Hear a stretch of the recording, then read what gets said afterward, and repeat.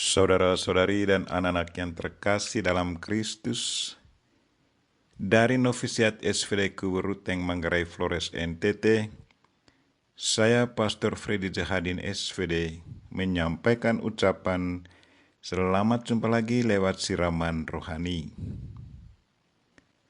Hari ini Rabu 27 Juli 2022. Injil hari ini diambil dari Matius bab 13 ayat 44 sampai 46.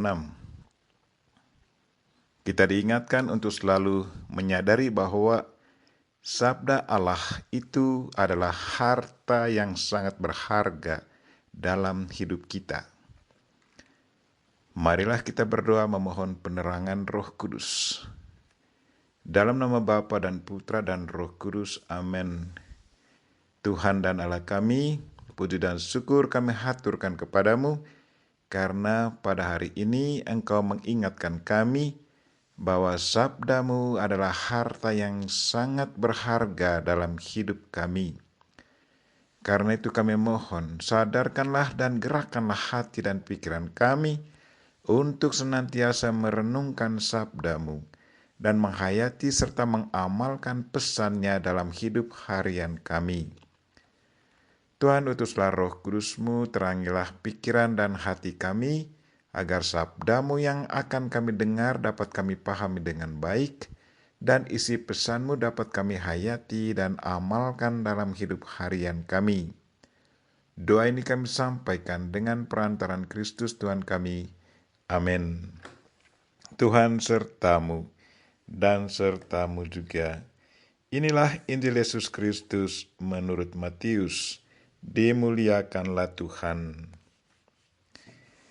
Sekali peristiwa Yesus mengajar orang banyak. Hal kerajaan surga itu seumpama harta yang terpendam di ladang yang ditemukan orang, lalu dipendamnya lagi. Karena sukacitanya, pergilah ia menjual seluruh miliknya, lalu membeli ladang itu. Demikian juga hal kerajaan surga itu seumpama seorang pedagang yang mencari mutiara yang indah. Setelah ditemukannya mutiara yang sangat berharga, ia pun pergi menjual seluruh miliknya, lalu membeli mutiara itu. Demikianlah sabda Tuhan. Terpujilah Kristus. Saudara-saudari dan anak-anak yang terkasih dalam Kristus, tema renungan kita hari ini ialah sabda Allah sebagai harta yang sangat berharga. Pernahkah saudara-saudari mengalami betapa indahnya sabda Tuhan itu dalam hidup? Kapankah Anda mulai menyadari indahnya sabda Tuhan itu? Apa yang mendorong Anda sampai begitu yakin bahwa sabda Tuhan itu begitu indah dan sangat penting dalam hidup? Sabtu 28 September 2019, tahun 2019, sekitar jam 9.30 malam, saya diserang oleh dua kelompok perampok. Grup pertama menyerang saya dengan menggunakan mobil dan batu-batu. Mereka menghadang saya di atas jembatan layang. Mereka melempari mobil saya dengan batu. Saya berhenti sebentar dan teriak meminta bantuan Tuhan. Tuhan, tolonglah aku.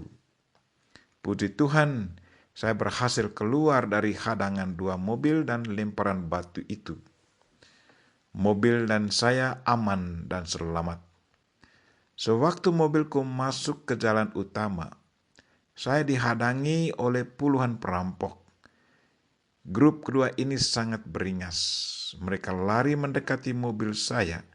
Batu-batu melayang ke arah mobil saya. Saya lari mundur.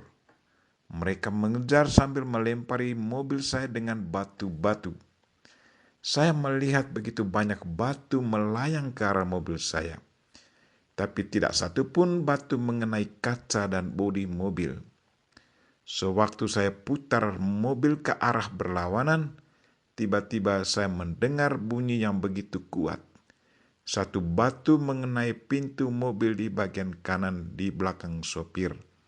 Saya lari dengan kecepatan tinggi. Puji Tuhan, saya keluar dari genggaman para perampok. Malam itu saya tidak bisa kembali ke seminari.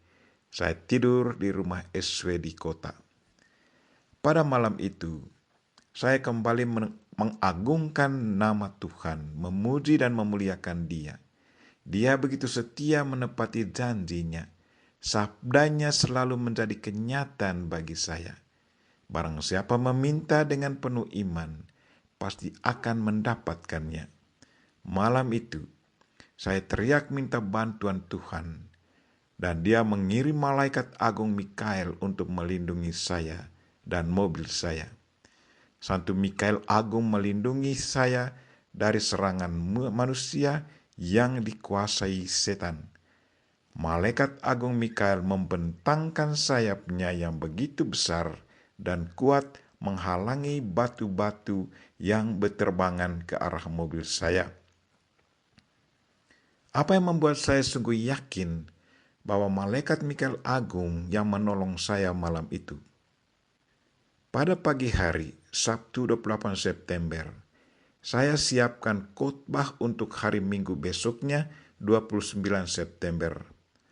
Khotbah tentang malaikat agung Mikael, pelindung santu paroki di kota. Saya sempat pertanyakan peran malaikat Mikael agung.